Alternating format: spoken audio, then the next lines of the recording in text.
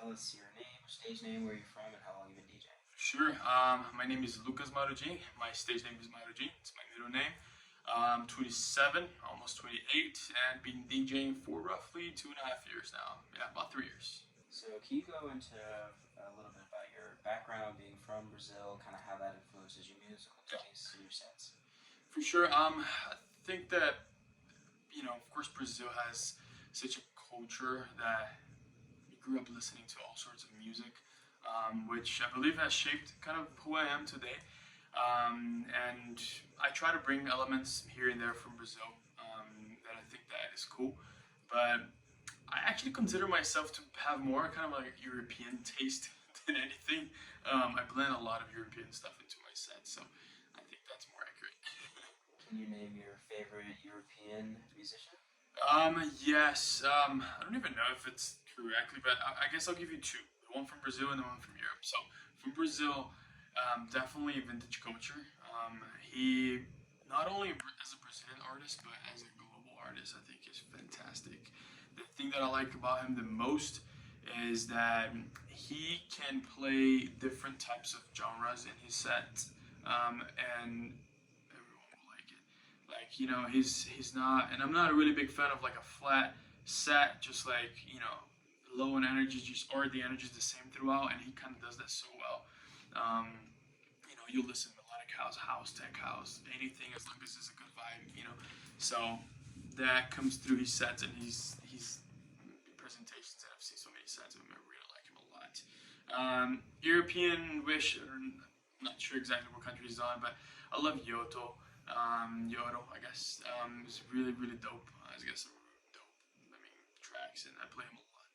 How do you describe your style or approach to DJing? Interesting question. I'm not sure exactly the answer, but I definitely similar to kind of my. You always have a taste of your influences in your own branding, right? To me, is bringing different things at all times when possible, but majority of it is not having. I like my crowd to be surprised. I'll put my own tracks in the middle of sets.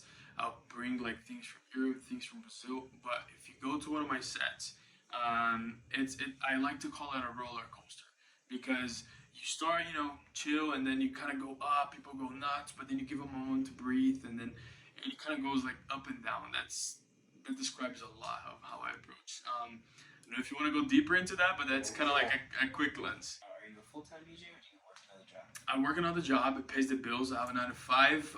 Right now, I work in an innovation consultancy company. They're from Brazil, but we're here in Atlanta too. I guess to piggyback off that, Yeah. let's say you are a full-time DJ and you can move to any city you want. Where are you headed?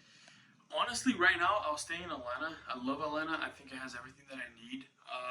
I've recently got a house. I got married, so I don't think the wife would be happy to move just yet. But a place that I've thought about a lot. But again, I think it would take some experiences and kind of going there and stuff, which is Miami. It's perfect vibe, amazing for music, amazing clubs.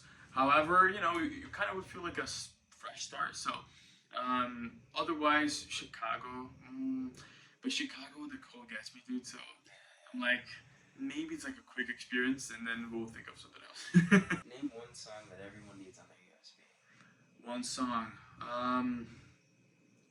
Dude, you can never ask DJ that because they're gonna go like, how do I choose off of like 1,000 things I love? There's one from Vintage Culture which is called This Feeling. It's more like the name says it. It gives you a good feeling when you listen to it. I'm saying this because I remember him playing at Ultra, and I was on the dance floor, like, middle of the crowd, just feeling the track, and it gave me goosebumps. And like, dude, everybody needs to listen to that. Who's your dream back-to-back? Vintage Culture. I would be so freaking happy to do that. Are you producing your own music at the moment? Yeah, producing my own tracks. I was kind of going through that with you guys a little bit earlier, but it's been about a year, seriously deep every day in the studio, and I think it's now coming off, and paying off. I have my first release coming out in the fourth quarter of this year, and that's already agreed with the label from Kazakhstan, actually, from Baikonur Recordings. So it's the first track of the set. It's called "Keep Moving On," so it's more of like a housey tune. Super excited about that one because I did it like a year ago, but it takes so long to release it. But I have a couple of other tracks that are on the way, but that's gonna be like the closest release for sure. All right, so let's say you played the best set of your life. Yes. You're leaving the club. Where are you going to eat afterwards? Ooh, that's a good one. So it depends because here in the U, especially in Atlanta, in the U.S., kind of in generally, things close like at 3, which I'm super mad. In Brazil, you can leave at 6, 7 a.m. Everything's gonna be open. You can leave at 4 or 5. It doesn't matter. But with the stuff that's open here, the only thing that usually lasts me, you guys are gonna hate this, but it's McDonald's. Not saying it's my not top one option. It's just it's what's available. You know what I mean? But if I could choose like anything, regardless of time, dude, I love cacao. Cacao's great. Nice burger. But if I'm really hungry, I want some like rice and beans Chipotle. Let me have another one. But what if you ask me the one that I go eat before the set, because that changes the whole thing. Then you're talking about Genius Ramen Bar. Have you been? Dude. So you said Genius? I think it's Genius. That's how you say it. I'll send you guys the location. Genius Ramen Bar. Check it out. Last question. Can you share any challenges you faced in this profession and kind of how you overcame it? Yeah. Dude, there's one I faced. There's one I'm facing. One that I have faced. Dude, dealing with people is the hardest thing ever, right? You have people that support you. You also have people that sometimes envy the stuff that you're doing. I like to say I'm pretty humble. Like I've done everything that I can to bring the community together and bring everybody together. But just sometimes somebody might agree with you, and some people are like, cool, like just do your thing. That's awesome. Still supporting you. But other people are like, all right, saying things behind your back, things like this. I think you're gonna find that everywhere.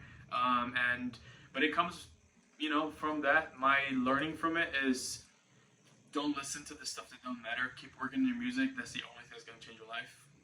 Another thing that's going on right now, it's not really like a big thing or anything. It's just like, did I need more time in my day to work on social media and things like this? So, just dealing with like time management is tough. So a lot of things, like I'm saying, 9 to 5, wife, music, have to go out, need to get a haircut at some point, things like this. Just if I could work on more on time management, that would be awesome. So yeah, we'll just wrap up. Go ahead and shout out your name. Awesome. Any upcoming project shows, just basically what's next for you. Sure. Guys, want to thank everybody for listening to my set.